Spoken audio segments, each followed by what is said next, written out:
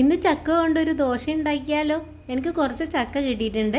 ഇത് അധികം മധുരം ഇല്ലാത്തതാണ്, എന്നാൽ കുറച്ച് മധുരമുണ്ട്. അപ്പം ഞാനിതിൻ്റെ ചക്ക ചുളയൊക്കെ കുരുവൊക്കെ കളഞ്ഞിട്ട് നല്ല വൃത്തിയാക്കി വെച്ചിട്ടുണ്ട്. ദോശ ഉണ്ടാക്കാനായിട്ട് 1 കപ്പ് പച്ചരിയും 1/4 കപ്പ് തേങ്ങ ചിരകിയത്, 1/2 കപ്പ് ശർക്കര ഞാൻ എടുത്തിട്ടുണ്ട്. ശർക്കര ചെറിയ ചെറിയ കഷ്ണങ്ങളാക്കിയാണ് ഇട്ട് കൊടുത്തിട്ടുള്ളത്. നിങ്ങളുടെ മധുരത്തിന് ആവശ്യമുള്ള ശർക്കര എടുത്താൽ മതി. ഞാനിവിടെ 1/2 കപ്പ് ശർക്കര എടുത്തിട്ടുണ്ട്. പിന്നെ കുറച്ച് ഉപ്പ് കൂടി ചേർത്ത് കൊടുക്കണം. ഇനി ഇതിലേക്ക് കുറച്ച് വെള്ളം ഒഴിച്ചിട്ട് ഇത് അരച്ചെടുക്കാം. ഇതിപ്പോൾ ഞാൻ നന്നായി അരച്ചെടുത്തിട്ടുണ്ട്. ഇനി ഈ അരച്ച അരവിലേക്ക് നേരത്തെ വെച്ച ചക്കച്ചുള ഇട്ട് കൊടുക്കാം. ചക്കച്ചുള ഇതിലേക്ക് ഇട്ട് കൊടുത്ത് അരയ്ക്കുമ്പോൾ ഇത് നന്നായി മിനുസായിട്ട് അരച്ചെടുക്കണ്ട. ഇതിൽ ചക്കച്ചുളയുടെ ചെറിയ ചെറിയ കഷ്ണങ്ങൾ ഇരിക്കട്ടെ. അരച്ചെടുത്ത പാകം നോക്കിയേ. ആ ഉഴുന്നിൻ്റെ ദോശമാവിന് അരച്ചെടുക്കുന്നില്ല, അതുപോലെയല്ല. അധികം വെള്ളമല്ല, അധികം കട്ടിയുമല്ല, അതുപോലെയാണ് അരച്ചെടുക്കേണ്ടത്.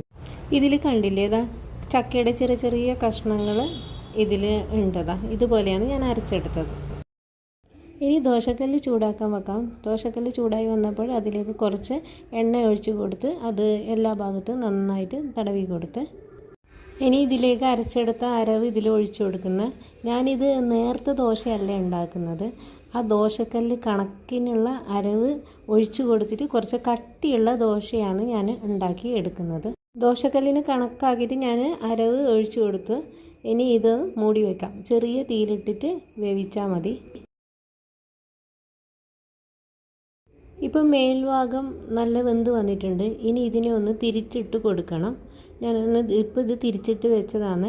നല്ല മൊരിഞ്ഞ് നല്ല ബ്രൗൺ നിറത്തിൽ വന്നിട്ടുണ്ട്. ഇനി ഇതിനെ ഒന്നുകൂടി മൂടി വെക്കണം. ഇനി ഇതിനെ ഒന്നുകൂടി തിരിച്ചിട്ടിട്ട് കൊടുക്കാം. അത് വെന്ത് വന്നിട്ടുണ്ടോ എന്ന് നോക്കാം. ഇപ്പോൾ ഇത് മേൽഭാഗവും നന്നായിട്ട് വെന്ത് വന്നിട്ടുണ്ട്. അങ്ങനെ നമ്മുടെ ചക്കദോശ തയ്യാറായി.